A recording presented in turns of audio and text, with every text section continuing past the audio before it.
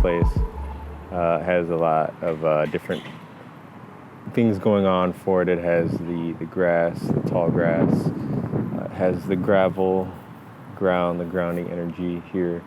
And it has the art, the beautiful creations all around, surrounding, and then some beautiful trees as well that you can see that continuously bear fruit. And then we have the sky that is always there, supporting and giving us plenty of blessings in our life that we can absorb through the light, sun ray energy, and the air has pretty much all the minerals and all the nutrients that we need in it. And I had just released a quick video that was talking about that, where I feel like by sun gazing at the correct times through Ayurvedic practice, learning and figuring out what those are specifically for us, what times of the day are good, and then also just being in a more humid climate or a climate or a very good place where you can absorb the energy and the minerals from the air, the moisture in the air. Is more likely to happen in more humid climates. Then I feel like I can see where we can become more ethereal beings and be able to exist off of just our breath and our being. Even if you can't see, even if you may have quote unquote lost your sight in this dimension, I feel like that sight is picked up in other dimensions, but then also your body is just receiving these nutrients from the outside world anyway. But what I had wanted to talk about, and there's many things to talk about. It's not just one thing to talk about, but I realized today was the new moon in Aries. A few people have posted on that, and you can easily look up on Google or YouTube or whatever platform you use to search and find information. But today is March 27th, 2017, and that is indication that there's going to be a new moon in Aries today, starting around 7 p.m., I believe, Pacific Standard Time. And this new moon is supposed to help us find and set our intentions, how we really want to carry on and carry ourselves into the future, into the present, really, because every moment is one that is being created by us. But this is definitely a time to begin, plan, and build, and also a time to let things go that really no longer serve you or serve your purpose or really benefit you in the moment. And this can be anything from relationships to just material things. It could even be the extent of your job, if that's what is determined. It could be moving. It could just be about really just letting things go, even thought processes and emotions. That's a couple of things to consider. And I specifically will be setting intentions, and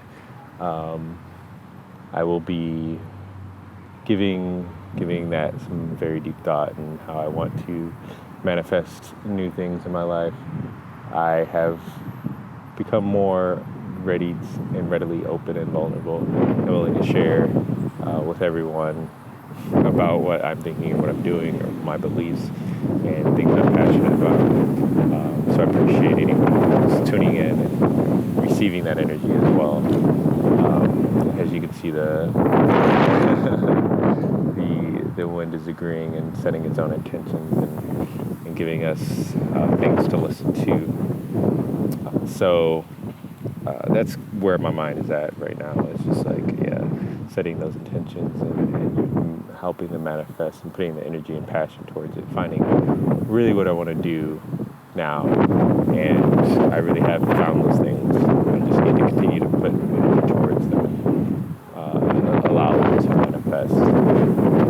And last night I was able to do a bit more writing than I've done in the past. I mean, I've always kind of written down my thoughts when I feel like it's something that I want to capture, but never, I shouldn't say never, but not too often in a long form. So more than a few paragraphs is what I consider long form. And it felt good to just like go at it, just keep writing, keep writing.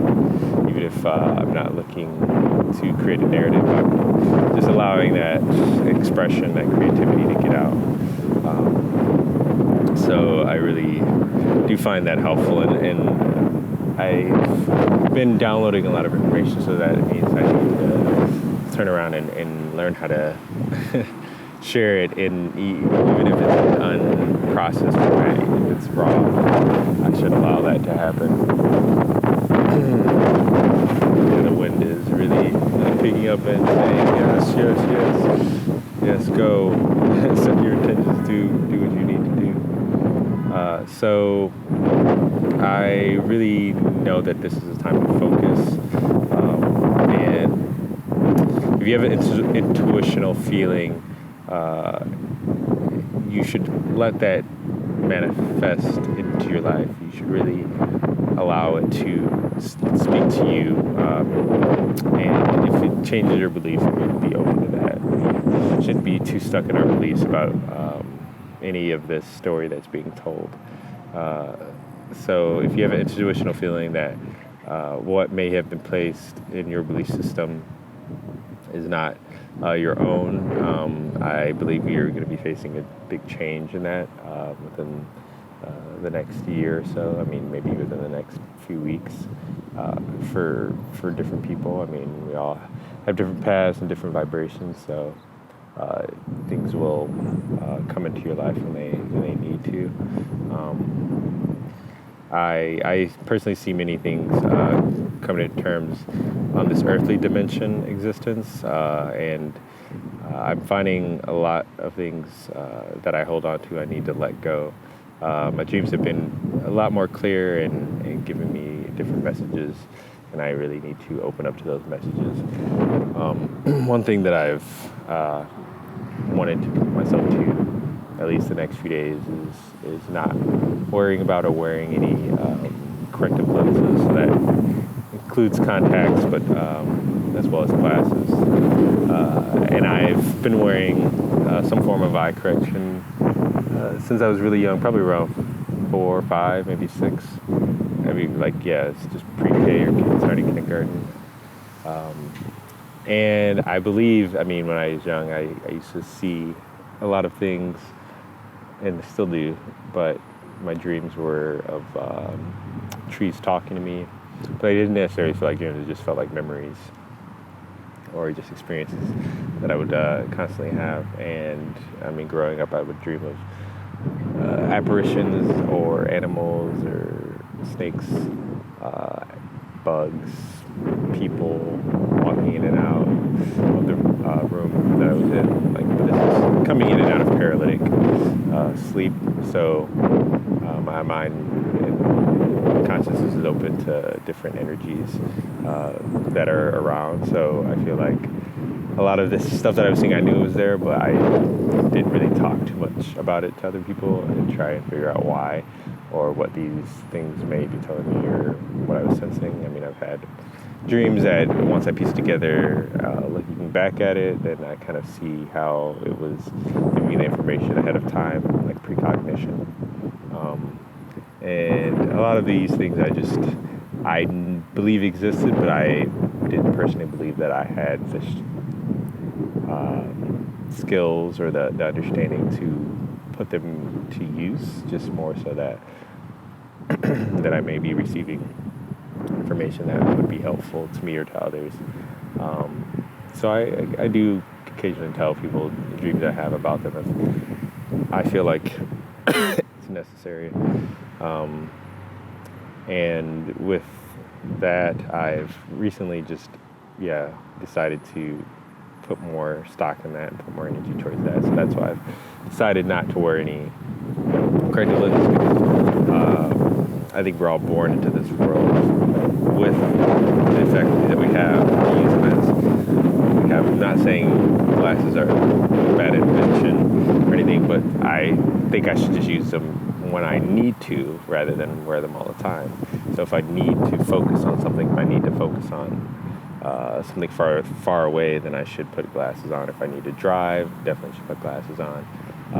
If I'm looking at like a screen that is like 30 plus feet away, then I need to put glasses on. But if I'm walking around, I can generally see pretty much all shapes and colors. But do they need to come into focus? Not necessarily, because what I think corrective lenses sometimes do, at least with people who can maybe see into different realms, is blocking those energies or blocking that light or information that you would normally get by not wearing them. So what I've committed myself to and what I'm going to start practicing is definitely seeing auras, seeing if I can disseminate between people's auras, or any object's auras.